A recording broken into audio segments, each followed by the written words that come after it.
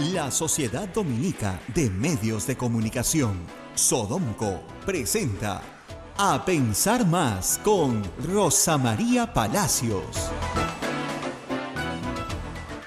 Muy buenos días, señoras y señores, bienvenidos a Pensar Más a través de las emisoras de la Sociedad Dominica de Medios de Comunicación.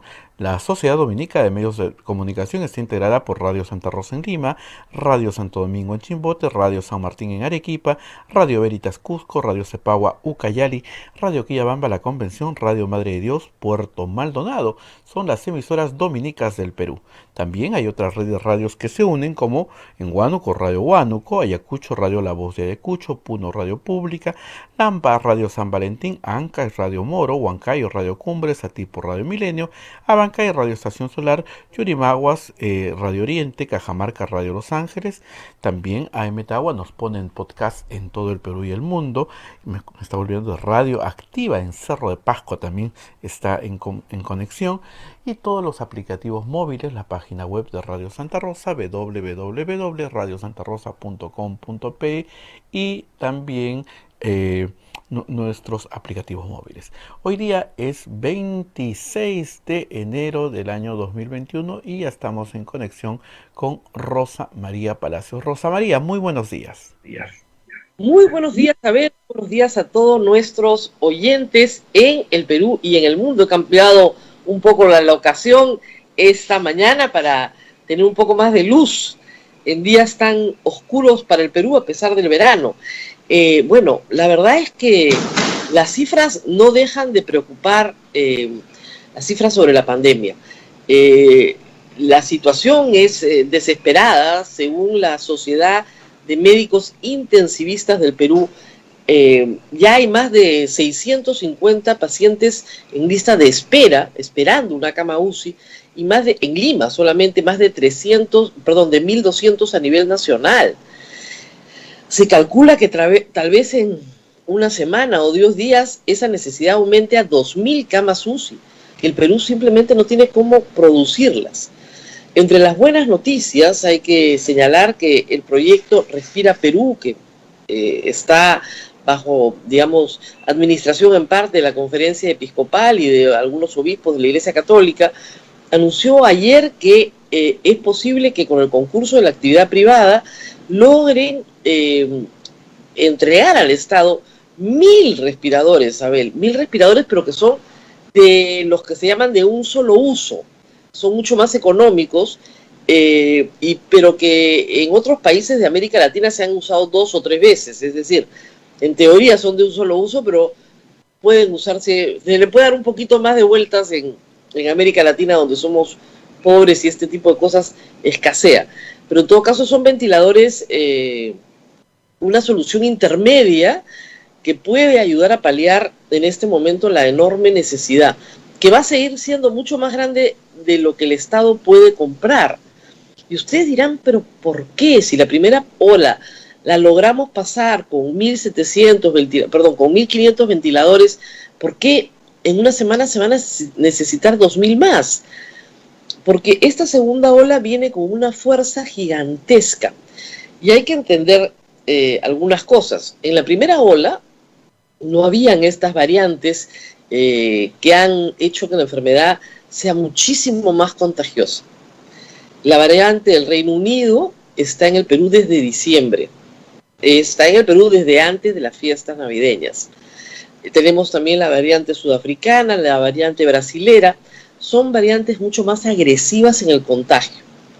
En segundo lugar, recuerden ustedes, en marzo, con el paciente cero, en marzo del año 2020, con el paciente cero, y apenas habían pasado 10 días desde su detección, nos fuimos a una cuarentena rígida. ¿Con qué propósito? Con el propósito de aplanar la curva. Es decir, que las cifras en las curvas que uno ve de contagios no salgan para arriba disparadas, ¿no es cierto? Sino que la tendencia fuera la de una montaña que va creciendo poco a poco. Y se logró achicar la curva. O sea, sí se logró. El problema es que ahora no hay cuarentena.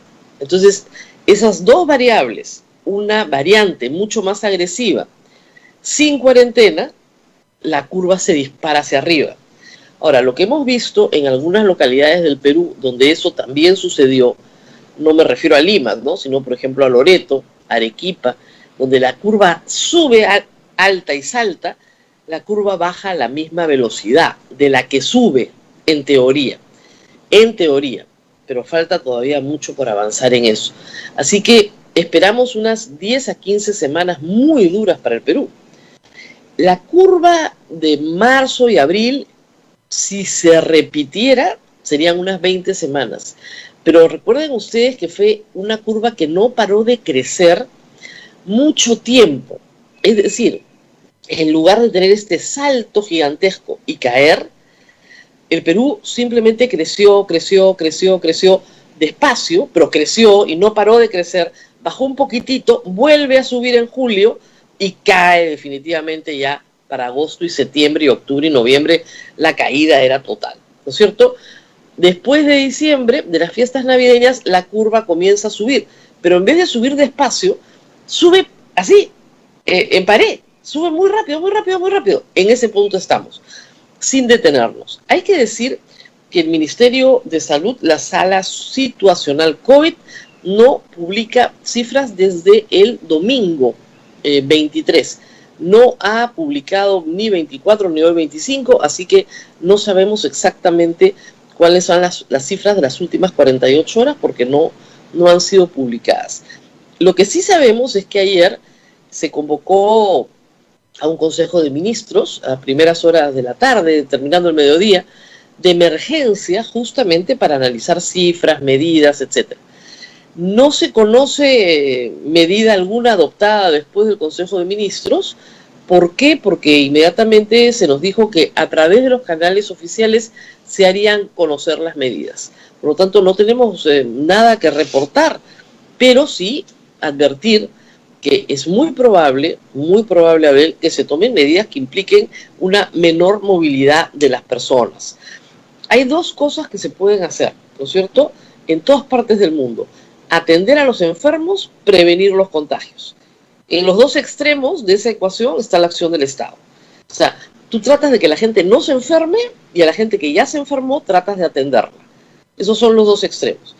Muy bien, ¿cómo hago para atender a la gente que ya se enfermó? Ahí compro más camas UCI, contrato más personal sanitario, protejo a mis médicos que están atendiendo a las personas que están enfermas. Todas estas actividades son cuando ya tienes a las personas enfermas. Las otras son las de prevención. ¿Cómo hago para que las personas no se enfermen? Y acá la respuesta central es hacer que las personas no se aglomeren y que usen sus mascarillas siempre y que las usen bien. No se aglomera usted con su mascarilla correctamente puesta, su riesgo de contagio es bajísimo. Se aglomera usted con la mascarilla mal puesta, su riesgo de contagio es altísimo. Lamentablemente, un sector muy amplio de la población peruana tiene que tomar transporte público todos los días. Y ese es un espacio aglomerado. No hay nada que discutir, es un espacio aglomerado. Y con la mascarilla mal puesta y con el protector facial mal puesto, a veces en algunos lugares se presta el protector facial, imagínense ustedes, tenemos estos resultados. Por esa razón, reducir la cantidad de actividades productivas en una localidad determinada, esa reducción de las actividades productivas hace que la gente no salga a trabajar. Y al no salir a trabajar, no esparce la enfermedad o no se contagia. El asunto es que en el Perú la economía no nos da para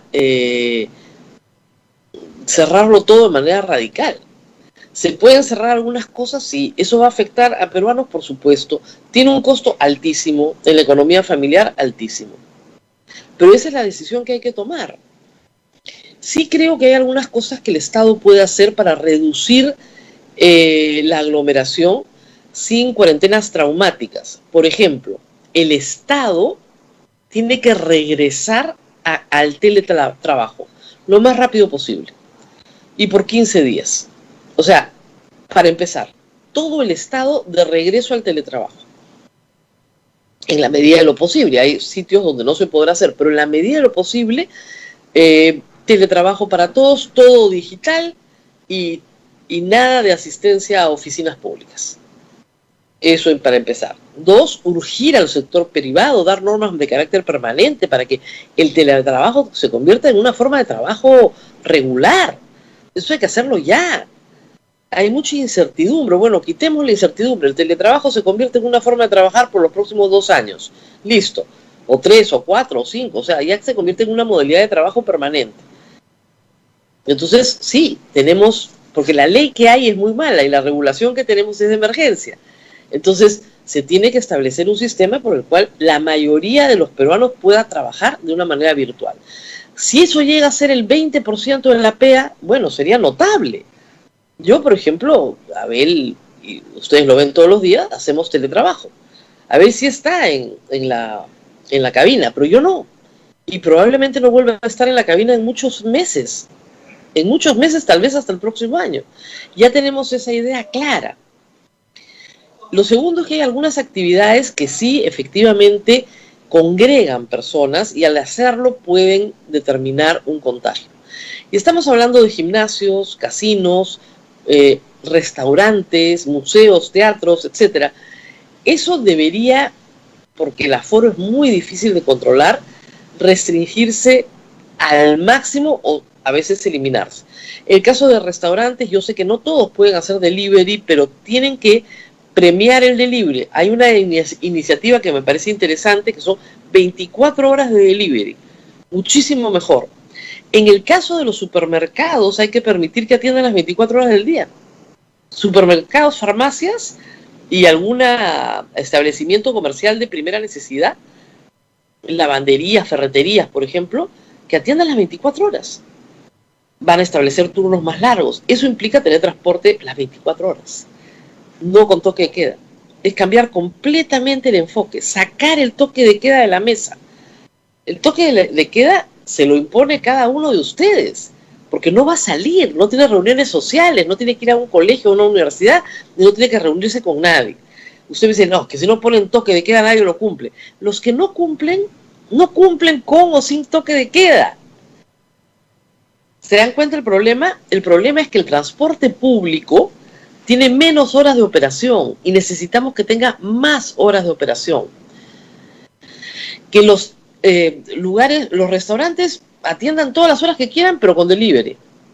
Que la farmacia, el supermercado, el despacho de alimentos a domicilio, que está comenzando a crecer en el Perú, atienda las 24 horas. A cualquier hora. O sea, o en un horario más extendido, ¿no? Que puedan entregar un pedido a las 10 de la noche sin que nadie se preocupe por la hora. Que puedan entregar pedidos todo el día. O sea, eso hace que la gente no se aglomere. Es muy importante que las personas, reitero, no se aglomeren. Se puede salir a caminar, por supuesto, a un parque, a un espacio público. Las playas deberían ser espacios para poder caminar. De hecho, en lugares donde no hay parques, en caletas, en toda la costa del Perú, donde no hay parques, la orilla del mar en la playa es el espacio público para caminar o para desplazarte de un punto a otro. Es el mejor camino. Pero en fin, eso se puede ir afinando. En todo caso, reitero, hay medidas de prevención y sobre todo lo que tenemos que hacer cada uno de nosotros ahora que sabemos con la experiencia del año pasado más o menos cómo vienen las cosas, es hacer una estrategia familiar. Eso es un buen consejo, me lo dieron y yo lo comparto con ustedes. Es decir, siéntese hoy y piense, si nos mandan 15 días a cuarentena, ¿dónde me quedo? ¿Aquí? ¿En la casa de mi mamá?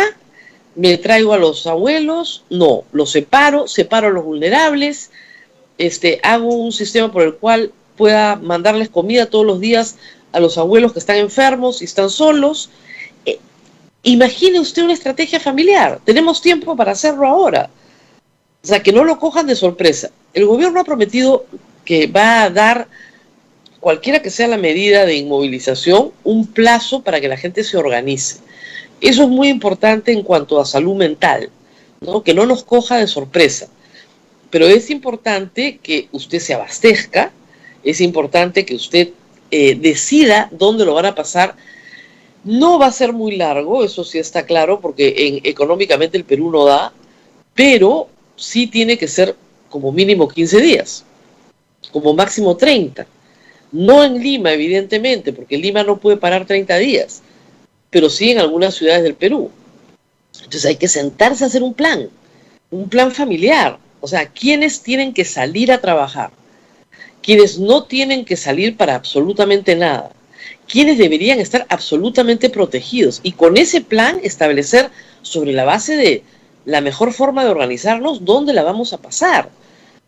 Miles de peruanos quedaron atrapados en Lima, ustedes recordarán, en marzo pasado.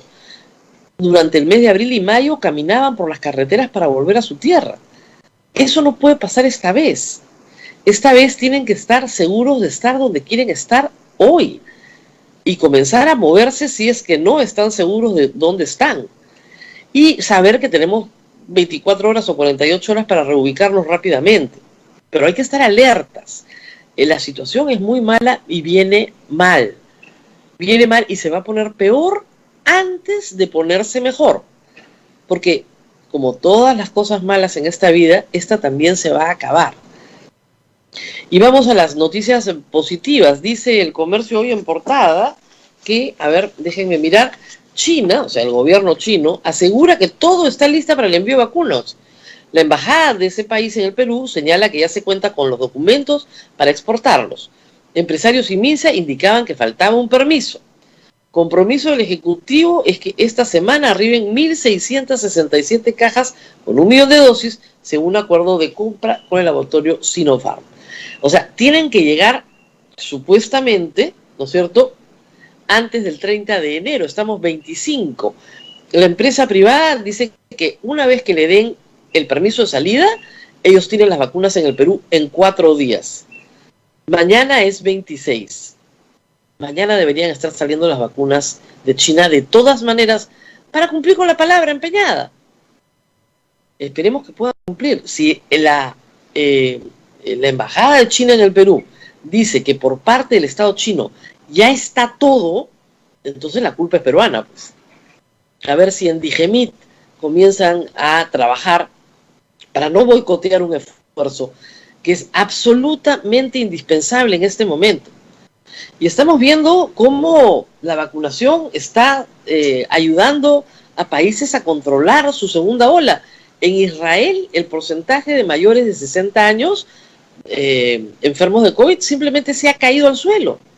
Porque ya vacunaron a toda su población adulta mayor. Están saliendo del problema, ¿se dan cuenta la alegría? Hay otras noticias también en el mundo médico que son auspiciosas, pero que todavía están en fase 2, falta fase 3 de investigación, es decir, ensayos clínicos con seres humanos. Hay varios medicamentos con los cuales se está probando un segundo uso.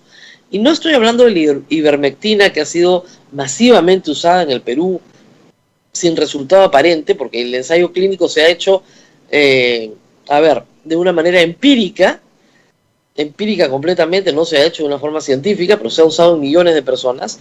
Estoy hablando de otros productos que están siendo analizados en su potencia antiviral. Uno se llama colchina o colcorona y el otro tiene un nombre mucho más complicado. Es un estudio que viene de España, donde, perdón, no viene de España, sino que el médico jefe es español. Es una investigación con un producto para curar, para reducir el tamaño de linfomas en cáncer. Y ese medicamento, porque se han probado varios, este es un estudio que prueba varios medicamentos, ha resultado ser probablemente el que mejor funciona. Déjenme buscarles un segundo, había anotado el nombre acá, es un nombre complicado, se llama, plitidepsina, así se llama el medicamento. Es fabricado por una empresa española, por una empresa farmacéutica española que se llama PharmaMar. Y su medicamento, el nombre de marca, se llama Aplidin. Este es un examen que se ha hecho con animales, todavía falta probarlo en seres humanos, pero parece que hay un auspicioso porvenir como antiviral, es decir, que ataca directamente la enfermedad. Según la nota de ABC de España y del País de España, tiene una potencia 100 veces mayor que el tratamiento actual. Claro, el tratamiento actual es muy poco, ¿no? Ya se había probado en otras oportunidades. Se ha publicado en la revista Science, que es una revista médica muy prestigiosa, y la revista Science ha confirmado que es hasta 100 veces más eficaz que el Remdesivir. ¿Se acuerdan ustedes este fármaco que se utiliza para pacientes que ya están en estado crítico? ¿Ok? Este fármaco tiene otras ventajas, ¿no es cierto? Y lo que dice acá, es un artículo de investigación, es que se dirige a una proteína huésped, que es la que hace que el COVID se replique. Este medicamento neutraliza la proteína y el COVID no tiene dónde replicarse. Eso es lo que hace, ese es su mecanismo de funcionamiento. Entonces, la proteína, por si acaso a los interesados, es EEF1A. Entonces, esto está funcionando in vitro y con animales. Ahora hay que hacerlo probar con personas. Tal vez para fin de año, tengamos un medicamento de emergencia, tal vez. No es el único. El medicamento para la gota, el colchicina, también se está probando. Entonces, como ven ustedes, hay equipos de investigación, igual que con la vacuna, equipos de investigación médica trabajando en el mundo entero, haciendo distintas cosas. Acá en el Perú tenemos también una buena noticia, un equipo de investigación de biólogos de San Marcos ya generaron y ya pueden comercializar una prueba rápida molecular, barata. La misma idea que tienen los científicos de Cayetano, de la que hablamos con el doctor Edward Málaga Trillo, la misma idea. Pero, digamos, este es otro equipo de investigación, ha logrado superar todas las barreras burocráticas, ya la tiene lista y ya la pueden comercializar. Eso ayuda muchísimo ¿a qué? A cortar la cadena del contagio. Porque si no identificamos a los enfermos y que están sin saberlo muchas veces, ocultándolo lamentablemente, están esparciendo el contagio. Entonces, pruebas, vacunas y ahora tratamientos. Esa es la competencia científica mundial, porque esta pandemia cuesta no solo millones de vidas en el mundo entero, sino cuesta también millones de dólares en pérdidas. Es mucho mejor para los países, para los estados, para la industria, invertir en investigación, y estos resultados son los que van a hacer que la cadena de muerte y la cadena de pérdidas económicas se detenga. Entonces sí hay esperanza, no quiero transmitir un mensaje de tristeza solamente por lo que está pasando en el Perú, sino tener nuestros ojos puestos en que podemos salir adelante. Miren ustedes, en 10 meses la humanidad produjo una vacuna. Eso no tiene precedentes en la historia humana. Ahora falta colocarla, por cierto, y tal vez en 10 meses o un año tengamos tratamientos antivirales. Ojalá. La comunidad científica está abocada a buscar una solución definitiva, pero esto toma tiempo. Ya los tiempos no tienen precedentes, el éxito que hemos tenido. Bueno, 8:30, no hemos hablado nada de política, pero tenemos que mencionar algunas cosas, Abel. Ayer Keiko Así es, Rosa María. lanzó un mensaje señalando que su propuesta se resume en 2 palabras: mano dura. Creo que se equivocaron de cabo a rabo los publicistas de Keiko Fujimori, sus estrategas de comunicación. Ese no puede ser el mensaje cuando en el país la gente está muriendo. O sea, ¿qué más dureza que la que estamos viviendo? O sea, ¿qué más dura puede ser nuestra realidad? No puedo ver a mis padres, no puedo ver a mis hijos, estoy encerrado, me quedé sin trabajo, y la candidata presidencial me ofrece mano dura. Claro, dice contra la delincuencia, pero ahorita, y con todo el problema que representa la delincuencia, por cierto, no es mano dura lo que quiero cariño, quiero empatía, quiero una mano solidaria, una mano abierta, no una mano dura. Como yo puse en Twitter anoche, o sea, tú en medio de esta desgracia no ofreces pues un puñete, ofreces un abrazo. O sea, ese es el tema. Y creo que los candidatos no están encontrando su discurso. O sea, el discurso mano dura, ojo, es muy atractivo, ¿eh? No digo que no tenga sus en América Latina y en el Perú en particular, donde vivimos en tanta informalidad, en tanto desorden, la idea del orden siempre ha primado sobre la idea de la libertad. Abel, tenemos unos ruidos raros en la transmisión. Muy bien. La idea del orden siempre ha primado sobre la idea de la libertad. Más bien los que pensamos que la idea de la libertad debe primar sobre la del orden, para conseguir así el orden, somos menos. Pero estamos en un contexto muy complejo, que es el contexto de una pandemia que ha destruido la vida de millones de peruanos. Si no es en el tema sanitario, es en el tema económico. Entonces, tú ahora no quieres que el Estado te dé una mano dura, tú lo que quieres es que el Estado te acoja, te envuelva, te proteja, ¿no? Ella utilizó una metáfora que me pareció un poco extraña, ¿no? La de la madre que saca adelante a sus hijos, la de la madre sola. Es una visión bastante paternalista de lo que debe ser el Estado, pero si se iba a poner paternalista, hubiera buscado una versión mucho más acogedora, ¿no? Yo les ofrezco en medio de este desastre mano dura. Bueno, ofrécenos más bien una mano empática, ¿no? Una mano generosa, dame una mano. ¿Se dan cuenta? Dame una mano. No me des tu mano dura. Dame tu mano para salir adelante. Entonces creo que ahí sí Keiko Fujimori en este caso ha cometido un error. Así como su discurso con Carlos Hidalgo, esa entrevista muy elaborada, sí efectivamente era una buena pieza publicitaria. En esta oportunidad erró el mensaje.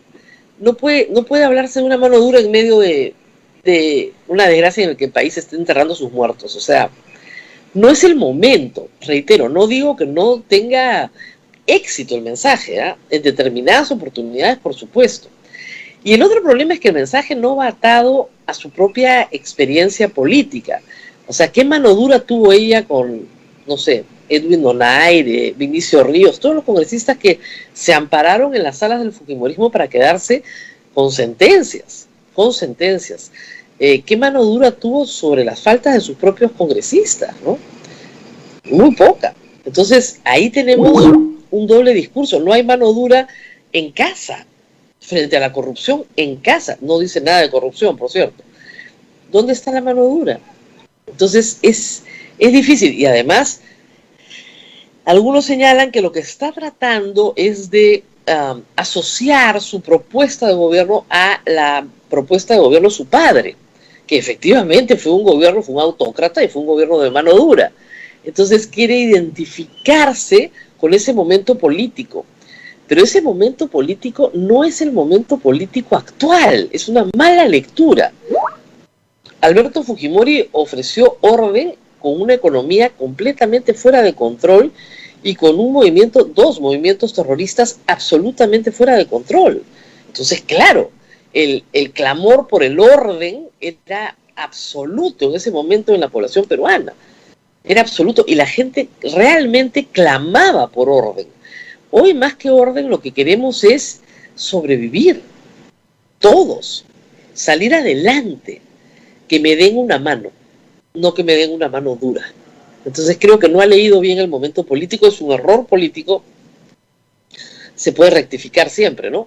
Pero no es el momento de la mano dura, para nada. O sea, esta pandemia no se arregla con mano dura.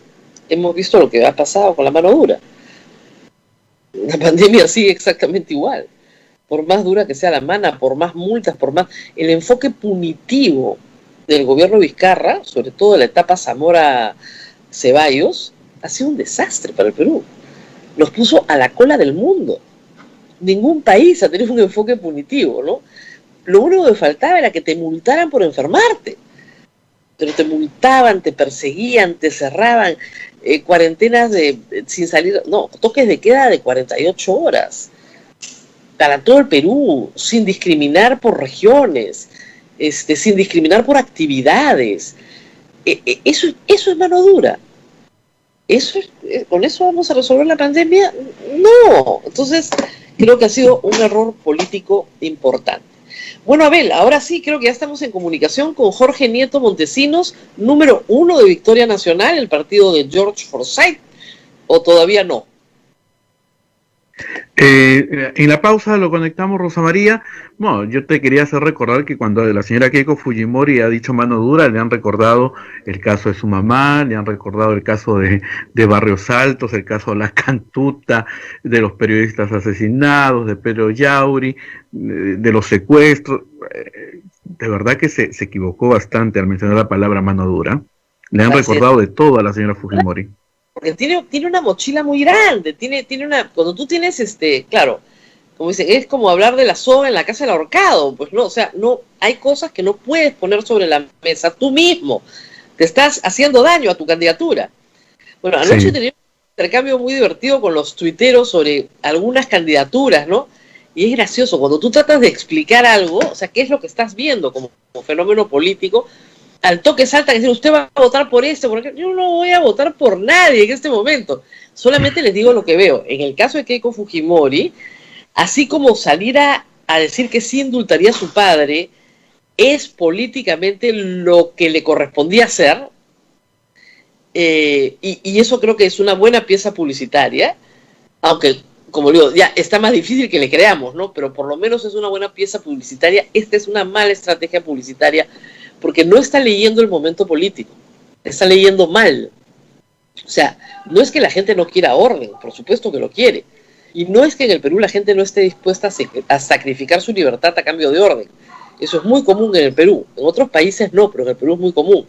Pero en este momento, en este preciso momento, mano dura, la idea de la dureza es una idea que se contrapone a la solidaridad, ¿no?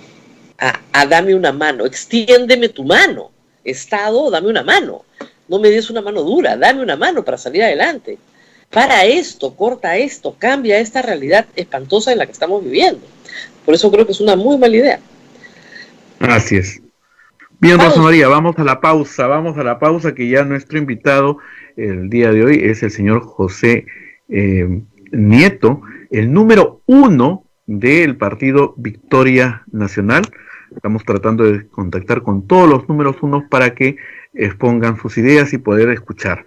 Vamos a la pausa, Rosa María. Continuamos con A Pensar Más con Rosa María Palacios a través de las emisoras de la Sociedad Dominica de Medios de Comunicación.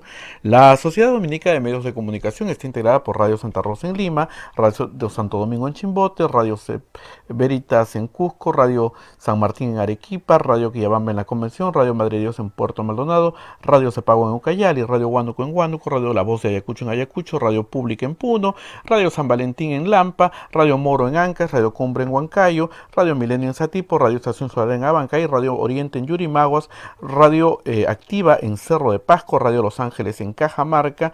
AM Tagua nos pone podcast en todo el Perú y el mundo. Y también las plataformas móviles y la página web de Radio Santa Rosa. Permíteme, Rosa María, un segundito. Solamente a nuestros amigos oyentes está llamando mucha gente hemos tenido un problema en la AM de Santa Rosa, así es que no se preocupen, en cualquier momento se soluciona y el programa lo vamos a repetir para la AM de todas maneras, porque AM de Santa Rosa hemos tenido un problema en la madrugada. Ya en él está solucionado el programa, pero estamos en la FM y en todas las otras radios a nivel nacional. Bien, Rosa María, adelante, ya está con nosotros el doctor Nieto, número 1 de Victoria Nacional. A nuestra audiencia histórica en AM, estamos muy agradecidos. Sí. Casi ninguna radio tiene audiencia en AM, pero Santa Rosa la mantiene. Y cuando venga el fin del mundo, lo único que va a estar es la AM, por si acaso. Es la única que puede transmitir en caso de catástrofe. Así que aquí estamos nosotros todavía sobreviviendo dentro de la AM. No oigo nada. Y por si acaso, el transistor se está arreglando. En él ya fue notificado porque hubo un cortocircuito en la puerta del convento, así que están tratando de solucionar el problema. Muy bien, ya estamos con Jorge Nieto Montesinos y lo primero es preguntarle por la salud, cómo va la recuperación. Ha sido también víctima del COVID, pero una víctima ya recuperada. ¿Cómo va la salud? Bien, felizmente, Rosa María, ya pasamos esa circunstancia penosa, desagradable, pero felizmente ya hemos doblado la página, tenemos alta de los médicos, recomendaciones para estar con ciertos cuidados y con ciertas tranquilidades en el ejercicio de la vida, pero ya de salida. ¿Y su familia bien también? ¿Nadie más se contagió, felizmente? Mi esposa salió contagiada por mí, imaginamos que esa ha sido la ruta. Ella tuvo un poco más de complicaciones que yo, tampoco nada exagerado, pero tuvo dolores, en fin, articulares, musculares. Felizmente también ya ella bien. Lo más feo de todo esto ha sido tener que guardar la distancia con nuestros dos hijos, tanto el de 15 y 16 años que cumplió años en esos días y que fue imposible darle un abrazo, como la bebita que tengo de un poco más de un año que resentía la distancia, pues entonces ha sido muy dolorosa esa parte, la verdad. Pero felizmente ya todo bien, Rosa María. Muchas gracias por la pregunta. Muy bien. ¿Ya sabe cómo se contagió? Usted me dijo que se había cuidado muchísimo, dijo un minuto de descuido. Y esa experiencia es valiosa para los demás.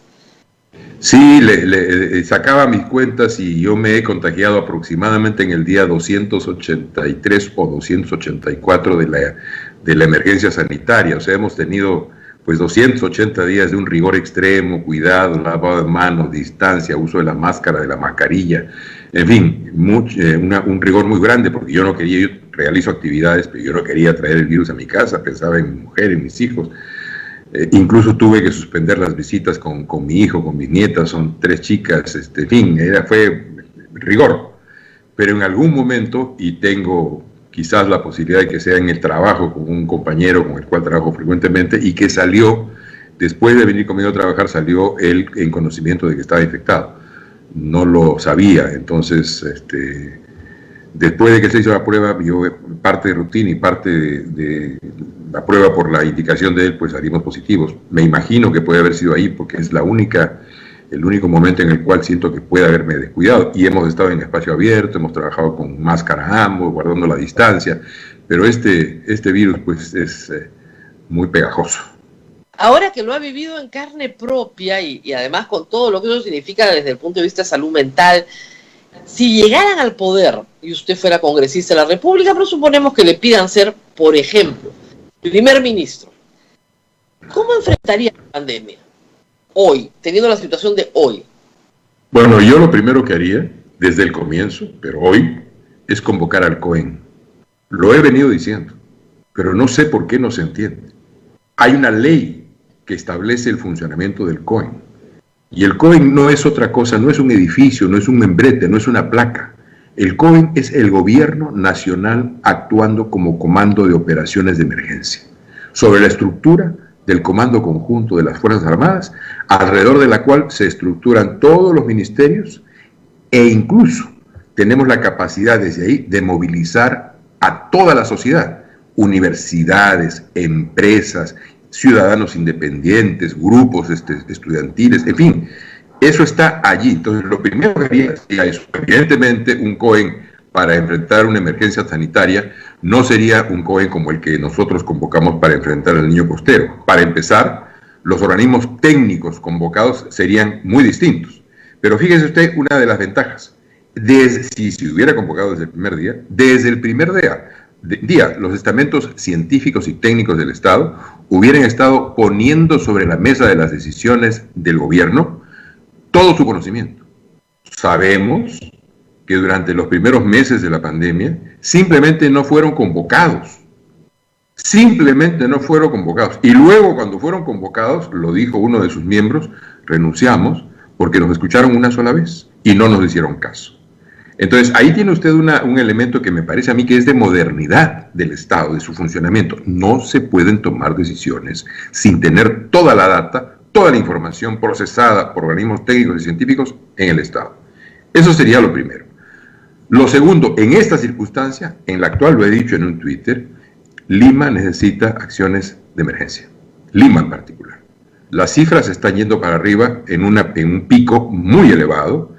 Y si no cortamos drásticamente el desarrollo de este virus, que no sabemos a ciencia cierta, algunos dicen que no, otros dicen que sí, si es la variante inglesa o la sudafricana o la brasileña, porque no tenemos la capacidad para hacer este tipo de investigaciones, salvo un pequeño laboratorio, me parece, en la Universidad Cayetano Heredia. No sabemos cuál de estas variantes es la que se está desplegando, pero requiere Lima hoy día acciones urgentes. Y todas tienen que ser en el sentido de restringir el contacto humano. Nos hemos relajado. Ahí hay un elemento. Yo pienso que debemos ir a una cuarentena drástica de 15 días. La gente me dice, pero oiga, ¿de qué vamos a vivir?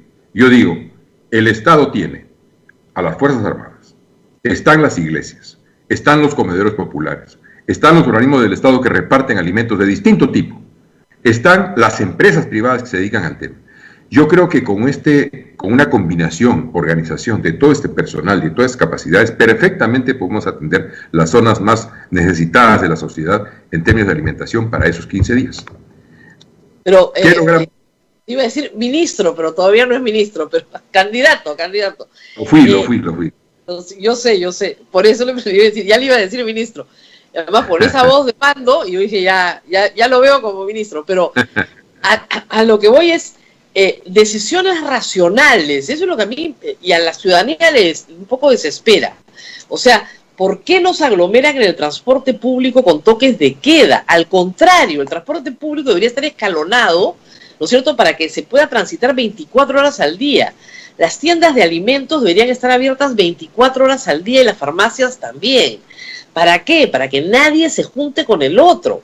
Y además para que las personas que trabajan ahí tengan tiempo de regresar en horarios escalonados a su casa en una movilidad vacía. Eso es lo que no entiendo por qué no se hace. Es de sentido común. Así como nos van a dar 12 horas para votar, igual. No entiendo por qué no hay sentido común en esta historia. Rosa María, has mencionado el tema del transporte público. ¿Qué nos cuesta eliminar los cristales de adelante y de atrás? Claro. Eliminarlos. ¿Por qué los eliminamos? Porque va a entrar mucho aire y porque se va a convertir en un espacio no abierto, pero semiabierto. Hay una serie de medidas complementarias que se deben hacer. Tercera cuestión que me parece que es importante. El primer nivel de atención de salud. Fue cerrado durante el periodo del presidente Vizcarra, prácticamente. Y hoy está funcionando, pero no con las capacidades que debe tener, a medias, sin el apoyo necesario. Pero el primer nivel de atención de salud, o sea, nuestras postas médicas, nuestros centros médicos, tienen que hacer algo que algunos han hecho, y lo han hecho y ha ido bien. En el Perú, algunos centros médicos lo han hecho y lo han hecho con éxito. ¿Qué es? Salir a la comunidad. El primer nivel de atención de salud es el que toma contacto con la comunidad. Las familias muchas veces, Rosa María, no saben cómo aislar a un enfermo. Parece mentira, pero así es. Entonces, pero no solamente eso, sino que tienen vergüenza de decir que hay alguien enfermo. Entonces, quienes están cerca de esa comunidad, de esa familia, son nuestro primer nivel de atención de salud. Tiene que ser fortalecido y puesto en primer lugar. Lo dije en la parte primera, en todo lo que fue la primera ola. Costa Rica, que después se complicó, y Uruguay, que logró salir bastante bien y luego también ha tenido complicaciones, han logrado éxito porque tienen un gran primer nivel de atención de salud. Necesitamos fortalecer eso. Ahora, mire, Costa Rica, con el que estoy familiarizado también, prohibió las pruebas rápidas. Prohibió. En Costa Rica solo hay pruebas moleculares, no hay pruebas rápidas serológicas. Están prohibidos para diagnóstico. Prohibidas. ¿Por qué? Porque te da falso positivo o falso negativo y porque además detecta los anticuerpos, pero no detecta el virus. Y lo que necesitamos es detectar el virus. O sea, se tomaron políticas de salud pública desde el principio muy claras respecto a la detección y persecución del virus. Costa Rica tiene, en términos relativos, la quinta parte de muertos que tenemos nosotros, si extrapolamos el número de población, ¿no? Entonces, ¿por qué no se ha hecho? Es una cosa que desespera. Hasta ahora no se hace rastreo de contactos. Lo hacen los privados. O sea, las familias con dinero se rastrean todas. Estoy segura que usted le hizo análisis a todos sus hijos. Obvio. Sí. Cualquier padre lo haría. Entonces, una vez que salieron los separó. Ya que mencionas el tema, Rosa María, yo fui y me hicieron 2 pruebas. La prueba rápida y la prueba molecular. El mismo día, por si acaso. La prueba rápida me dio negativo. Claro. Si yo me hubiera ido con la prueba rápida, hubiera estado andando con la enfermedad y contagiando a otras personas porque estaría confiado en que no tenía el virus. Felizmente me hice la prueba molecular y ahí salió negativo. Entonces, yo creo que ahí hay un tema que me imagino que tiene que ver con el hecho de que compraron en su momento pruebas rápidas sin tener conocimiento o teniendo conocimiento, lo cual sería más grave. Y luego hay que gastarlas, pues, porque así dice la ley, hay que gastarlas. Y siguen aplicando esas cosas. No hay, no hay una aplicación política sobre... La excusa fue, no hay laboratorios. Claro, si tú no convocas al sector privado y a las universidades, no tienes laboratorios. Si tú convocas al sector privado y a las universidades, tenías laboratorios. Pero hay un sesgo anti-empresa privada y hay un sesgo anti-universitario. Entonces, no se respondía. Hasta la Iglesia Católica le rechazaron la ayuda cuando fue a hablar del tema de las cárceles. Entonces, no ha habido en el Estado, por lo menos de marzo a julio, una apertura hacia nada que no fuera el Estado. Un terror a que la corrupción se colara y simplemente una parálisis para no tener ese sesgo. Y eso me lleva a una pregunta más de esta campaña. Por eso yo insisto en que se convoque al COE, porque a lo mejor en una de esas recuerdan que en un momento el Perú fue una sola fuerza, todos. En una situación de emergencia tenemos que convocar a todos, todas las capacidades tienen que ser puestas al servicio de la atención de la emergencia, todas. No importa si es rojo, verde o amarillo, todos, porque así lo requiere la situación. Bueno, y en ese sentido, vamos metiéndonos a la campaña.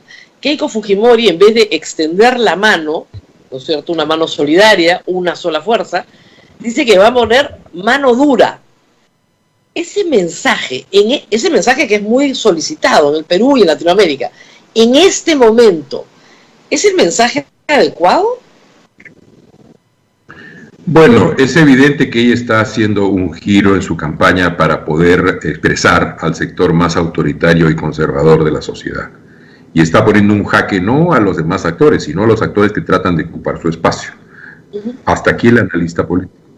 Pero me parece además, desde la experiencia de la aplicación de la mano dura en el mundo, no solamente en América Latina, en el mundo, que nunca es solución. Cuando se aplica la mano dura de verdad, quienes mueren, porque al aplicar la mano dura hay gente que muere, quienes mueren son jóvenes, pobres, urbanos. Eso está demostrado en la experiencia latinoamericana y mundial. Entonces, esa madre de la que habla la señora Fujimori, a la cual imita para cuidar a sus hijos con mano dura, esa madre no va a querer que sus hijos mueran. Pero es probable que si se aplica en extenso a la mano dura, muchos jóvenes urbanos pobres son los que van a morir. Me parece gravísimo, me parece un grave error desde el punto de vista del análisis político. ¿Qué significaría la mano dura en materia de conseguir la vacuna? ¿O qué significaría la mano dura en materia de generar una campaña nacional de vacunación? ¿Qué significaría? ¿Que vamos a poner más fuerte la inyección? ¿O que vamos a poner una pistola al vendedor de la vacuna para que nos venda no 1, sino 30 millones? Lo que necesitamos es... O que va a obligar a la gente a vacunarse contra su voluntad. Lo que necesita la gente es información. Es información, que es lo que nos está faltando. El cuarto elemento de la pregunta primera que tú me hiciste, Rosa María, es la necesidad de que el gobierno comunique y movilice, ejerza el liderazgo. ¿Por qué? Porque estamos cansados. Lo siento yo en mí mismo, estamos cansados. Llevamos pues casi un año en esta situación de no poder hacer una vida con normalidad. Queremos abrazar a nuestros seres queridos, queremos también tener una mayor participación en la vida pública, en la vida económica. Estamos cansados, hay estrés, hay agotamiento. ¿Cómo se corrige eso? Con liderazgo, con comunicación, con explicación, con reiterar una y otra vez la necesidad de mantener la atención para poder hacer que el virus no se siga propagando. Eso está en nosotros, porque finalmente el virus está en nuestro cuerpo y es nuestro cuerpo el que lo traslada. Si no tomamos contacto con otros y mantenemos la distancia, entonces eso no va a ocurrir. Por tanto, también la necesidad de que haya información. Y lo mismo pasa con las vacunas. Hay mucha gente que tiene, digamos, prevenciones un poco premodernas contra las vacunas, se llaman antivacunas, pero hay otros que tienen legítimas dudas. Oye, ¿funciona? ¿No funciona? ¿Funciona la china? ¿Funciona la rusa? ¿Funciona la inglesa? ¿La de Oxford? ¿Cuál es la mejor? ¿Va a haber algunas consecuencias? Mire, en Estados Unidos, entre el 15 y el 25 de diciembre, se aplicaron 1.850.000 vacunas aproximadamente, las de Pfizer. De ese 1.850.000 vacunas que se aplicaron, hubo 22 casos de shock anafiláctico severo, gente que se pudo morir. Si es que no tenían la prevención que tuvieron, porque así lo recomendaba la aplicación de la vacuna, tener todos los elementos para que si se produce el shock anafiláctico haya la inyección necesaria y el paciente queda tranquilo. Esos 22 pasaron ese trance, pasó el momento y luego están haciendo su vida normal. Y hay 86 personas de ese 1.850.000 que tuvieron reacciones alérgicas no tan graves como las del shock anafiláctico, pero de cierta consideración. Recibieron su antihistamínico y finalmente volvieron a la normalidad. Esa es la realidad. Necesitamos esa información. Hemos comprado la vacuna china. Muy bien. ¿Cuántas vacunas chinas han sido aplicadas? ¿Cuáles reacciones ha habido a la aplicación de la vacuna? ¿Cuál es la forma de enfrentar esas reacciones? Y al momento de aplicarla, tener todas las condiciones para que si alguno por mala suerte tiene esa reacción, sea aplicada. Pero eso tiene que ser informado, explicado una y otra vez, y ese es el rol del presidente. Es la persona más escuchada. A veces algunos hicieron un uso de la palabra para reiterar cosas que dijeron los últimos 7 días una y otra vez, pero prefiero eso a que no haya simplemente liderazgo. Necesitan estar explicando permanentemente a la población y dándole elementos para que pueda jugar y tomar decisiones. Yo sé que usted quiso ser candidato presidencial, no se pudo, no se logró, justamente la pandemia impidió conformar una agrupación política y va en victoria nacional. Pero así como usted nos habla claro y tiene una capacidad expositiva contundente y ha sido ministro, tiene experiencia de gobierno, su líder, el señor Forsyth, como yo decía ayer, está jugando al muertito. O sea, le va bien en las encuestas, pero jugando al muertito no se gana la presidencia. Rehuye el debate, no da explicaciones, solamente da entrevistas más bien light, ¿no es cierto? No confronta, ¿no? ¿Usted cree que puede prosperar esta apuesta si es que no hay más contundencia en el mensaje? Bueno, ha salido también el jefe del plan de gobierno y candidato a vicepresidente a informar sobre el plan de gobierno. Si uno revisa el plan de gobierno de Victoria Nacional, es un plan de gobierno bastante centrado, colocado en el centro del espacio político, quiere producir cambios, pero quiere hacerlo con inteligencia, no tiene políticas basadas en el rechazo per se de sectores X de la población o de la vida económica. Por tanto, es un plan bastante centrado, bastante maduro, bastante consistente. Y yo creo que hay una oferta de gobierno. Las estrategias electorales, Rosa María, son buenas si es que permiten ganar las elecciones. Lógico. De modo que ahí estamos ante una situación en la cual finalmente es el resultado el que dirá las cosas, pero se está exponiendo también el plan de gobierno. Hay propuestas, hay iniciativas de oferta de gobierno. Doctor Nieto, usted sabe perfectamente que usted, que es un hombre inteligente y brillante, se sienta con el señor Chávez y entre los dos arman un plan de gobierno. Pero debajo no hay ninguna organización. El partido del Pastor Lai, como lo conocíamos, Renovación, es un partido que ya estaba casi fuera de la vida política y está sirviendo como cascarón, como vientre de alquiler para llevar este proyecto, que al mismo tiempo es un proyecto casi desconocido y que se basa más en las personas que en la organización o en la propuesta. Entonces, eso puede durar un par de meses más, pero cuando lleguemos a la recta final, hacerse el muertito no va a funcionar. Y su candidato puede caer dramáticamente como la curva del COVID. Igual, caer... Usted menciona un tema que es medular, Rosa María, usted menciona un tema que es medular, verdaderamente medular. Yo lo he hablado con Forsyth, pero es medular. Cualquiera que sea el candidato que logre la victoria, cualquiera, va a estar obligado a construir un gobierno de coalición parlamentaria. Cualquiera. ¿Por qué? Porque esa realidad que usted menciona, la falta de estructura política, lo invertebrado políticamente que es el país, la ausencia de redes constituidas, consolidadas de ejercicio del poder, es general. Tenemos una situación de crisis de partidos. No por algo hablamos de la crisis de los partidos y de la necesidad de fortalecerlos. Si eso es así, y es un dato general, el próximo gobierno va a tener que ser un gobierno de coalición parlamentaria. Vamos a llegar a una situación como la italiana, sin el régimen político italiano. Es decir, para que tenga estabilidad, para que tenga previsibilidad, para que tenga gobernabilidad, va a tener que construirse a consumo entre el Ejecutivo y el Congreso una coalición parlamentaria de gobierno. Claro. De modo que de esto resolvemos este tema de la inestabilidad. Lo que no podemos, Rosa María, es darnos el lujo de tener 5 años de disoluciones, vacancias, confrontaciones y tirada de platos. Tenemos que actuar con racionalidad y con eficiencia, y los políticos tenemos que ser factores de gobernabilidad, no de ingobernabilidad. Claro, pero eso parece poco probable si el candidato Forsyth va primero y lejos en las encuestas, pero su lista parlamentaria, de acuerdo a la última encuesta, no pasa la valla. O sea, podríamos tener un presidente casi sin partido, con un partido diminuto. Ya vivimos ese, usted lo sufrió, usted sufrió esa tragedia. Estamos al inicio de la campaña realmente, nos faltan, va a ser una campaña muy corta. Es evidente que tanto el símbolo, la campana y tanto el nombre del partido Victoria Nacional todavía no son tan conocidos. Eso es un dato de la realidad. Tenemos que hacer el esfuerzo para que eso sea así y para que la gente se dé cuenta de que tanto el símbolo como el nombre del partido tienen como oferta también en el Congreso en Lima. Yo voy en el número 1 por Lima, pero hay otros candidatos, tienen una oferta razonable para hacer una gestión de gobierno eficaz y eficiente. Razonable. 12 ex candidatos del fujimorismo están en la lista, pero además tienen al general Kluber Aliaga. O sea, ¿qué mensaje están dando ahí al elector?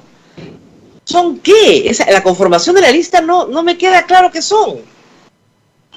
Mire, hay efectivamente, por lo que dicen los medios de comunicación, 12 personas que vienen del fujimorismo. La verdad, ellos se han adscrito a un plan de gobierno. Tendrán que respetarlo. Pero hay una persona que me preocupa, la de Piura. Los antecedentes que mencionan no son nada buenos. Y si logró pasar la ventanilla única del Jurado Nacional de Elecciones y también los filtros que ha tenido Victoria Nacional para elegir sus candidatos, yo creo que ese candidato debiera darse cuenta de que le está haciendo daño a la lista y debería renunciar. Ajá. A ese nivel. Sí, pues, la verdad, no tengo nada personal contra el señor, pero lo que ha pasado es muy reciente. Si lo que se dice es cierto, claro, debería darse cuenta de que le está haciendo daño a la lista. Los demás son gente que viene y se ha adscrito a un plan de gobierno. Tendrán que respetarlo. Tendrán que adecuarse al plan de gobierno. Finalmente... Pero lo que indica, le digo, es poco celo, ¿no? Poco celo del partido. O sea, no tiene cuadros, pues. Ese es el problema, no hay cuadros. Entonces hay una especie de bolsa de candidatos que circula, ¿no es cierto?, en cada elección, de lista en lista. Dice, en el Perú no hay políticos, no hay partidos, pero sí hay políticos, muchísimos. Entonces hay gente que está buscando una oportunidad. Entonces encontró esta ventana y perfecto, entró en esta ventana. Se subió a la combi, como usted decía antes. Eso no construye una bancada, ese es el problema. Que luego cuando llegan al poder, todos salen corriendo. Esa es la realidad de la que venimos. Esa es la realidad de la que venimos. Esa es la realidad que vivimos. Entonces, de allí tenemos que partir para construir. Mire usted, una líder que yo he aprendido a admirar y respetar a lo largo de la gestión de la pandemia, la señora Angela Merkel. Viene de los sectores ultraconservadores de la política alemana y poco a poco se fue desplazando hacia el centro y hoy día con 75% de aprobación de sus pobladores es la líder más respetada de la Comunidad Europea, la más respetada. Sí, vienen de donde vienen, lo importante es a dónde van y cómo construimos una estabilidad política que nos permita previsibilidad y una gestión de gobierno razonable. Es una dificultad, tendremos que abordarla. El político no hace política en las condiciones que elige, las hace en las condiciones dadas, porque no dependen de uno. Bueno, hay que tomar las cosas como son y desde ahí construir opciones de gobierno. Pero, digamos, el liderazgo de Forsyth está en veremos también. Ese es uno de los problemas que tiene que enfrentar la lista.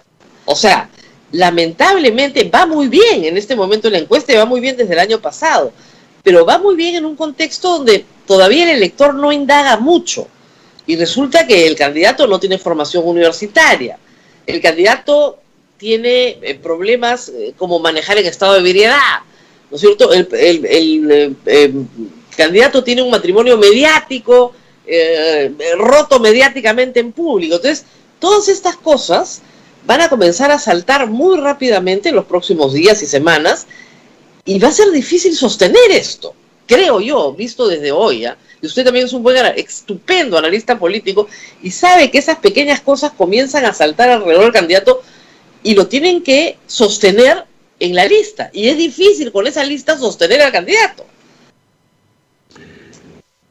Quiero referirme a uno de sus argumentos, la formación universitaria. Lo quiero decir con con lo que creo. En este país han habido miles de líderes comunales campesinos, miles de líderes barriales que no pisaron ni la escuela primaria. Ese argumento no es válido. El liderazgo no depende de... Yo lo entiendo, doctor Nieto, si fuera Lula. O sea, yo lo entiendo si es que una persona excepcional, efectivamente, que las hay, que no pasó ni por la primaria, llega a la presidencia de un país, pero que tiene una carga. Lula postuló 4 veces antes de ser presidente, ¿no es cierto? Y era una persona que tenía una empatía y era auténticamente un líder popular. Pero George Forsyth no es un líder popular. Es un joven de clase media, acomodada, que ha vivido por el mundo entero porque su padre es diplomático y que termina siendo arquero de un equipo de fútbol y luego un pequeño empresario. No es Lula. Entonces, ¿cómo hace usted para convertirlo en Lula? Pues eso es lo que es difícil.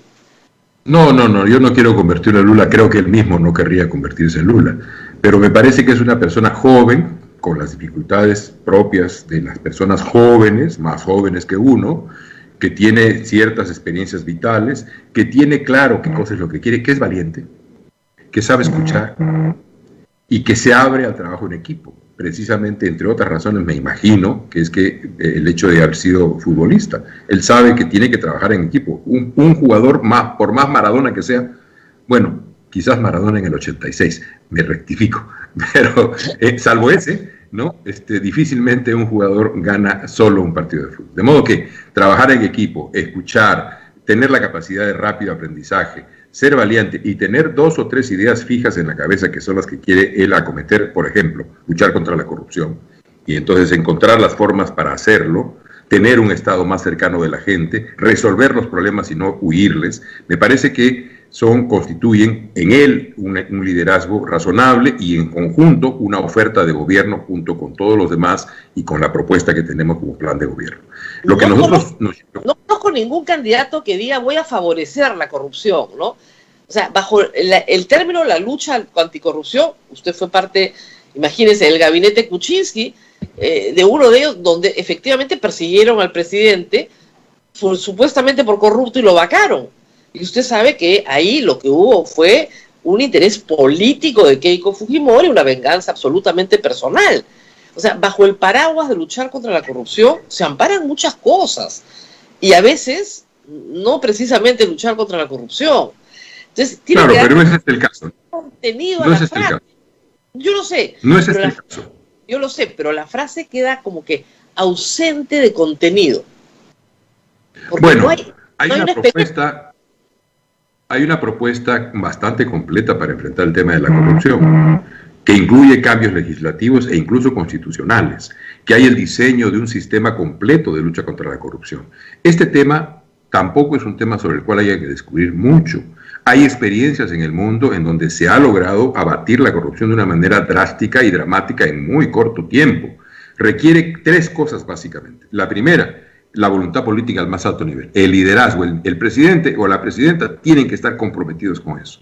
La segunda, la formación de un ente dedicado a eso, no solamente para combatir la corrupción del pasado, sino para combatir la corrupción que puede estar ocurriendo bajo mi gobierno, lo cual supone que es un ente autónomo, que tiene plena autonomía frente al Ejecutivo y frente al Congreso, que es un ente con plenas capacidades. Y la tercera, la movilización y la participación de la sociedad. ¿Pero eso cómo se logra? Escuchándola. ¿Qué pasaría si usted denuncia un acto de corrupción en un funcionario de 4º, 5º o primer nivel? Que no le hacen caso y que generalmente usted termina en problemas porque ya no le hacen el trámite que usted quería hacer o ya no le dan la licencia que usted estaba solicitando y se mete en problemas. Pero ¿qué ocurriría si la autoridad escucha su demanda? Lo que ocurriría es lo que ocurrió en Hong Kong hace unos años, que la gente comienza a ver que hay efectiva lucha contra la corrupción y que por tanto su denuncia es escuchada y es llevada adelante. Y se produce una movilización de la sociedad alrededor de este tema que se complementa con la acción del Estado y con la del liderazgo político. No hay que inventar mucho. Las experiencias mundiales en varias áreas ya están más o menos claras y hay que adecuarlas a lo que es nuestra realidad nacional. Muy bien, Abel, seguramente tenemos preguntas del público para el candidato número 1 de Victoria Nacional. A ver. Así es, Rosa María. ¿Podría darnos 3 ideas centrales del plan de gobierno del señor Forsyth? La primera, recuperar el Estado para el interés público. Fundamental. Sabemos por todo lo que hemos venido conversando que el Estado está capturado por lobbies. La corrupción permea, ha hecho metástasis, tanto en los distintos niveles del Estado como en los organismos reguladores y en distintas instancias, municipales, regionales. Necesitamos recuperar el Estado para el interés público, para alguna forma de interés público, de modo que el Estado vele por el interés de todos. Sobre eso hay un conjunto de propuestas que van desde la digitalización de la gestión pública hasta la capacitación del personal y el propio movimiento del Estado. Necesitamos reemplazar nuestras capacidades estatales mejor que las que tenemos hoy día. Le pongo un caso, agricultura. Agricultura tiene más o menos 10.000 funcionarios. De esos 10.000 funcionarios, el 80% está en la capital. Y las direcciones regionales de agricultura en la práctica no funcionan por falta de personal. Y ya no le digo lo que pasa no en las capitales de las regiones, sino en las zonas donde están los agricultores. Necesitamos movilizar ese ministerio. Necesitamos hacer que vayan al campo, con incentivos, con lo necesario para que puedan desarrollar su trabajo y su labor, pero necesitamos reemplazar el Estado. Le he mencionado uno, le puedo mencionar varios otros problemas en los cuales necesitamos reemplazar el Estado. Aquí tiene una primera cuestión. La segunda cuestión, políticas contra las desigualdades, que es una de las bases del acuerdo mío con George Forsyth del Partido del Buen Gobierno con el Partido Victoria Nacional. Necesitamos volver a poner en la agenda pública políticas contra las desigualdades. Lo que la pandemia nos ha mostrado es un país con profundos abismos sociales y eso no va a resistir. ¿Y cuáles son los grandes igualadores? Salud pública de calidad, educación pública de calidad y seguridad pública de calidad. Tenemos en el país en este momento 2 tipos de problemas. Unos, los inmediatos, los que reclaman acción inmediata. El de la pandemia es uno, reclama acción inmediata. El otro es el del empleo. Necesitamos generar los empleos necesarios para poder atender a ese casi 2 millones de personas que están sin empleo en este momento. Y ahí no hay más que 2 recetas. Uno, generar las condiciones para volver a retomar el crecimiento, de un lado, y de otro lado, hacer un esfuerzo de inversión pública para poder hacer que se generen también las condiciones para que el crecimiento y la inversión privada entre con fuerza al desarrollo y al proceso económico. ¿Qué necesitamos hoy día? Salud pública. Hemos hablado de salud pública y hemos hablado de la importancia del primer nivel de salud, postas médicas, centros médicos. Necesitamos tener postas médicas de excelente calidad, una por lo menos en cada distrito del país. Ahí hay un paquete que requiere financiamiento que se puede lograr.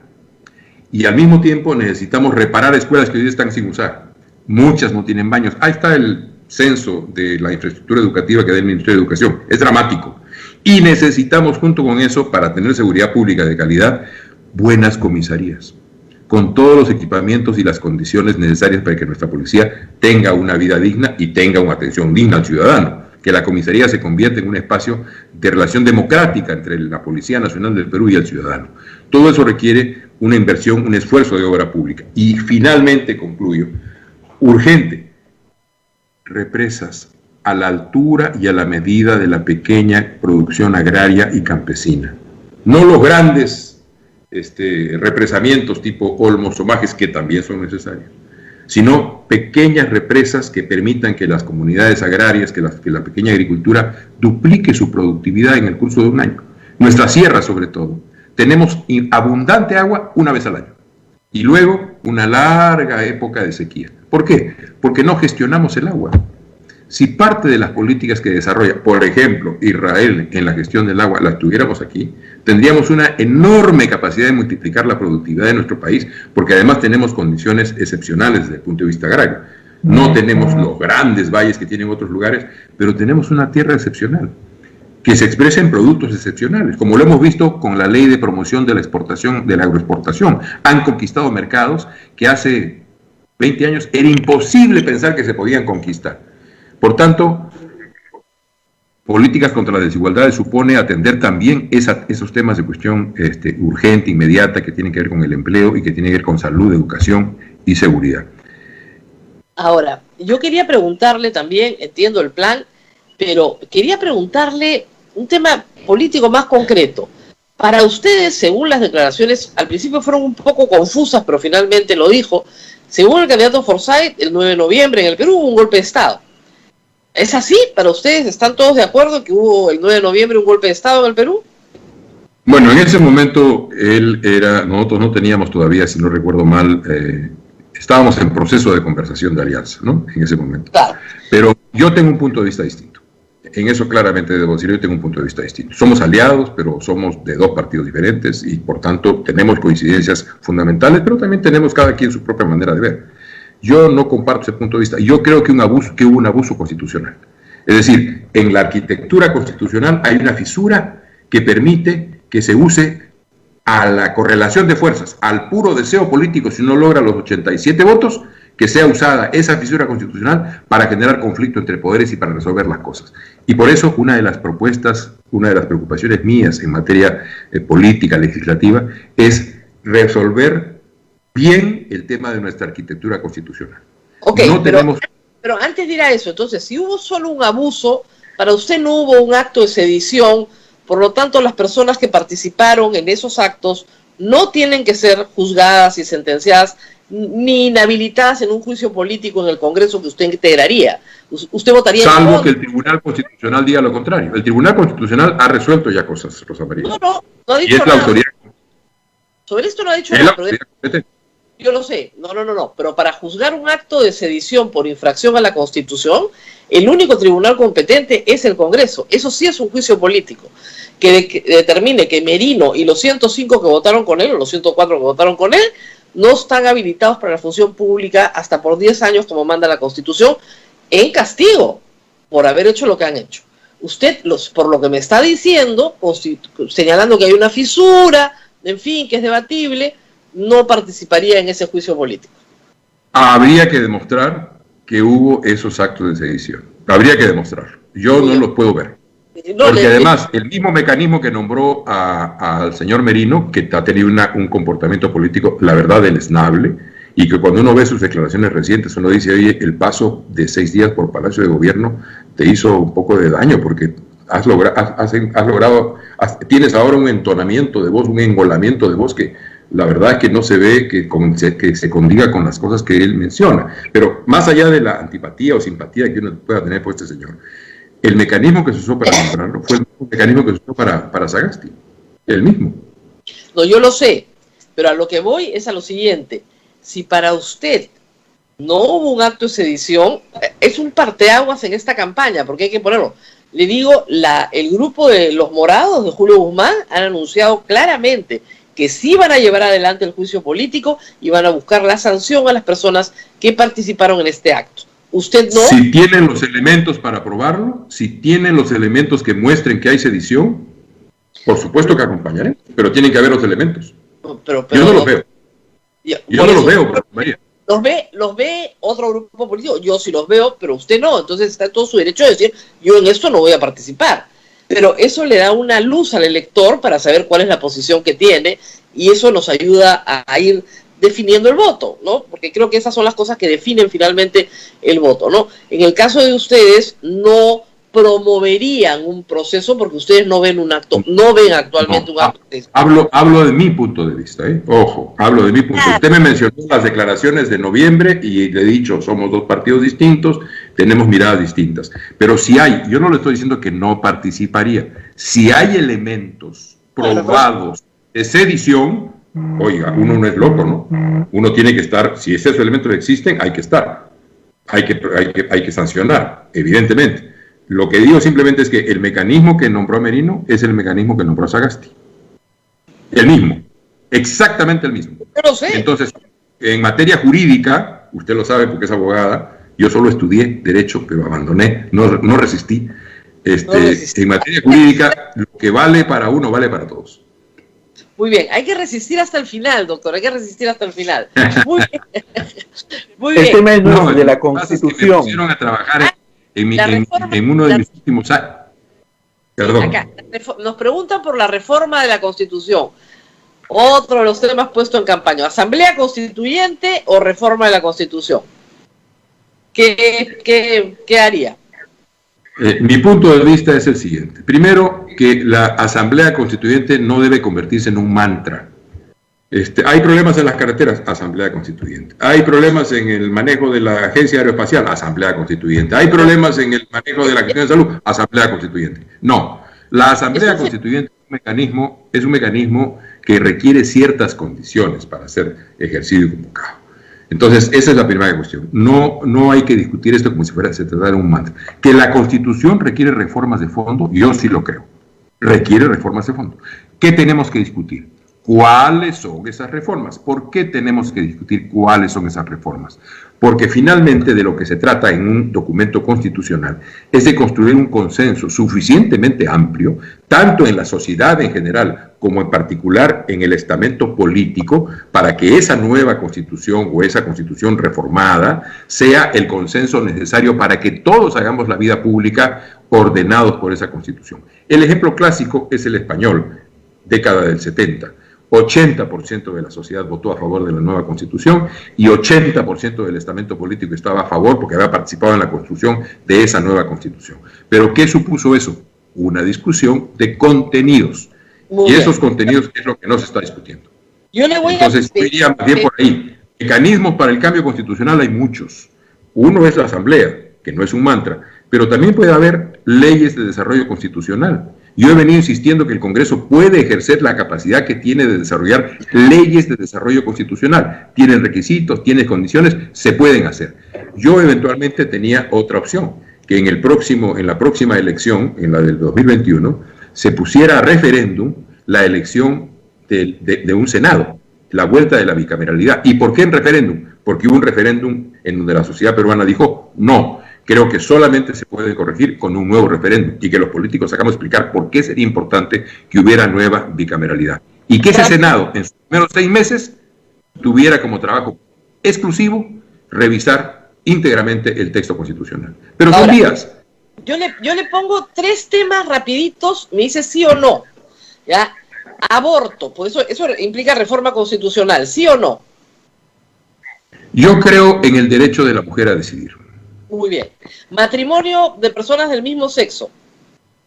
Yo creo que nadie debe estar vetado de sus derechos. Muy bien. Rol subsidiario del Estado, que está en el capítulo económico.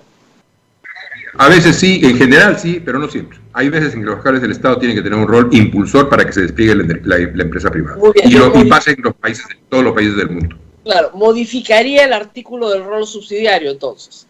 Con todas las cautelas necesarias. Con todas las cautelas y candados necesarios, si es que fuera necesario. Iniciativa de gasto de los parlamentarios. No, ya eso está superado. No crea, no está superado. Este Congreso todos los días quiere gastar, o sea que es complicado. Claro, pero terminamos, María, en el Tribunal Constitucional, que falla de acuerdo a la ley. Entonces, pero por eso lo quieren cambiar, pues quieren que los congresistas sí tengan iniciativa de gasto. Ahí va la reforma constitucional. Me parece que es un error. No ha sido una buena experiencia la que tuvimos en el pasado sobre ese tema. Modificar por la ley contratos entre privados. No, yo creo que los contratos tienen que cumplirse. Lo que sí creo es que el Estado tiene capacidad de renegociar los contratos que considera que ya no cumplen las condiciones necesarias. Eso sí, y creo que tiene que hacerse en muchos casos. Hay que renegociar contratos.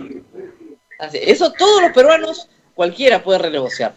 Muy bien, ha sido rapidísimo, pero me queda claro que en lo social usted está, digamos, un poco más en el lado libertario, más a la izquierda, en lo económico un poquito más al centro izquierda, y en lo político podría estar un poquito más a la derecha, ¿no? Sería un poco más conservador. Senado, bueno, me ha hecho una tomografía, Rosa María, me ha hecho una tomografía. Lo que pasa es que yo sí creo, y no es un asunto solamente de frase coqueta, sino que es una reflexión intelectual. Creo que esa topografía centro, izquierda, derecha ya no dice nada. Acabo de leer un magnífico libro justamente abordando sobre ese tema, por qué los cambios y las transformaciones han hecho que esa división sea obsoleta. Yo creo que necesitamos identificar los problemas, identificar las soluciones y unir todas las capacidades que se tengan para poder resolverlos. La receta le fue bien a China en China. Mire todo lo que han logrado en 40 años. Van a ser potencia económica del mundo. Y la frase inicial de todo ese despliegue económico, ¿cuál fue? No importa de qué color sea el gato, lo importante es que case ratones. Una mirada bien pragmática del mundo. Creo que es, para mí, lo que tendríamos que tener nosotros para lograr unir a todos los pueblos en la solución de los problemas. Muy bien, muchísimas Rosa María. Sí, para irnos despidiendo. Sí, nos vamos. Señor Nieto, usted tiene muchas propiedades, porque acá me están preguntando los oyentes, pregúntale por el boom inmobiliario Nieto. Sí, mire. Primera cosa que quiero decirles, no tendría que haber hecho ninguna investigación. Bastaría que hubieran ido a la Contraloría General de la República a revisar mi declaración de intereses que hice en el año 2016 cuando accedí a ser ministro. La primera cosa. La segunda cosa, soy un hombre que tiene la edad que tiene. Trabajé mucho tiempo, ahorré, y cuando regreso a mi país, sí, hago compras porque no soy un jovencito y quiero tener seguridades para que en el futuro no tenga complicaciones económicas. Todo lo que he comprado lo he hecho con base en mi trabajo, todo está bancarizado y finalmente todo está informado en la Contraloría General de la República desde el 2016. De modo que el suelo está bien parejo y no tengo ninguna complicación. No, además, a mí me parece muy bien. Yo creo que en eso yo tengo más bien la ética protestante. Yo considero que la riqueza bien ganada es una bendición, así que Dios lo bendiga por tener lo que tiene, que se lo ha ganado trabajando. Además, si usted me lo dice, Rosa María, entonces es una buena bendición. Así es, porque se lo ha ganado trabajando limpiamente, y eso, la ética del trabajo es la que genera una sociedad capitalista, ¿no es cierto? Y no una sociedad colonial como la que tenemos nosotros. Además, uno de mi único vicio es comprar libros. Es un vicio barato. Sí, no, a veces hay exquisiteces, pero en general, sobre todo el vicio del que compra libros es el comprar libros sabiendo que ese libro es caro, pero comprarlo barato. Ese es el gran vicio del que compra libros. Así es. Hoy entre manos y que nadie se ha dado cuenta y solo él, ese es el vicio del coleccionista del libro. Por eso uno vaga en librerías, libros de viejo, permanentemente, porque es la manera de encontrar las cosas que uno quiere encontrar. Así es. Muy bien, muchísimas gracias por haber estado con nosotros. A ver, que estamos despidiendo. Mucha suerte en esta campaña. Faltan varias semanas. Una pregunta final. ¿Modificar la fecha de las elecciones es una posibilidad? En este momento no lo veo, pero si hay informes técnicos, científicos que lo señalan, no lo veo. Creo que la OMPE y el Jurado Nacional de Elecciones tienen la capacidad plena para desarrollar las elecciones. Creo que deberían hacerlo, es su mandato. Y creo que no deberíamos hacer de esto un tema de la campaña electoral. No debe ser un tema politizado. En todo caso, si en su momento hay elementos técnicos que el presidente y el gobierno nos lo muestren. Pero si no, me parece que es una politización innecesaria de un tema que es eminentemente técnico. Así es. Muy bien, muchísimas gracias, mucha suerte, que la mejoría se complete, ya está inmunizado, o sea, usted sí puede salir, hacer campaña. No estoy inmunizado, Rosa María, no. Hay personas que han tenido 2 veces el virus. No voy a mencionar nombres, pero una persona muy destacada está en este momento saliendo probablemente del virus y lo tuvo hace 3 meses nada más. Entonces, no, hay que cuidarse y cuidarse como si fuera la primera vez. Como si fuera la primera vez. Muy bien, muchísimas gracias por estar con nosotros y conmigo será hasta mañana también, Abel. Nos despedimos en esta mañana soleadísima. Yo estoy en Cañete, acá hay un sol pero abrasador, me imagino que en Lima también.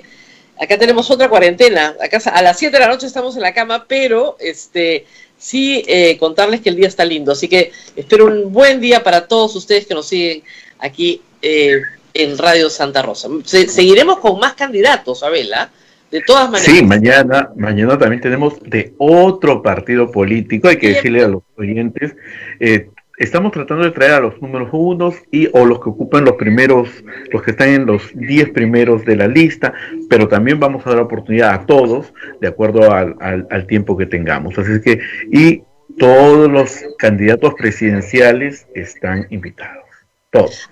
Antes de irnos, Abel, yo no me alegro nunca de la cárcel de nadie, pero sí me alegro de una justicia, ¿no? Han dictado 35 años de cárcel a César Álvarez por ordenar el asesinato del consejero Ezequiel Nolasco en Ancash. Este fue un caso que me tocó cubrir directamente gracias al enorme trabajo de Daniel Llovera, que le puso muchas ganas a esta historia, que entrevistó a Ezequiel Nolasco cuando estaba vivo, que pasamos el reportaje cuando él ya había sido asesinado hace 8 años, que creo que nos costó, entre otras cosas, el cierre de un programa en ATV, y también por meternos con las casas de Alan García, pero y con los narcoindultos unos meses después. Pero fue una historia que seguimos mucho porque vimos la desesperación de una región que estaba harta, pero harta de un esquema de corrupción que ya había llegado al asesinato del opositor. Eso se paró en buena parte gracias al trabajo de la prensa, y quiero hacer un gran recuerdo a todos los que me acompañaron en ATV, pero sobre todo a Daniel Llovera, que condujo toda la investigación con mucho éxito. Fueron varios reportajes que seguramente van a estar circulando nuevamente estos días en recuerdo a lo que hicimos hace tantos años. Se demoró mucho la justicia, es verdad, pero llegó. Esperemos que la apelación confirme los 35 años de cárcel para César Álvarez por ordenar un asesinato político, un asesinato basado en tapar actos de seria corrupción en la golpeadísima región de Ancash. Muy bien, Abel. Y la tenacidad de Fiorella Nolasco, ¿no? De luchar. De su bárbara. De su hija. Que no paró hasta que logró llevar a las autoridades de todo el país a que vieran lo que estaba pasando en Ancash. Nosotros cubrimos estos eventos, Abel, muchos meses antes de que asesinaran a su padre, y nadie nos hacía caso. Esa es la verdad, nadie nos hacía caso. Y le decíamos a todo el país, esto es lo que está pasando en Ancash, y nadie nos hacía caso. Finalmente tuvo que venir la muerte del consejero para que los ojos del país se volvieran hacia Ancash y se pusiera fin a tanta desesperación, ¿no? Muy bien, nos tenemos que... Ahora sí nos vamos, Rosa María. Cuídate mucho. Mañana tenemos otro candidato de otro partido político, así que usted no se pierda mañana a pensar más con Rosa María Palacios para que tenga conocimiento de todos los partidos políticos. Cuídense mucho. Chao, chao, Rosa María. Chao, chao. Hasta aquí, A Pensar Más con Rosa María Palacios. Este programa fue producido por la Sociedad Dominica de Medios de Comunicación, Sodomco.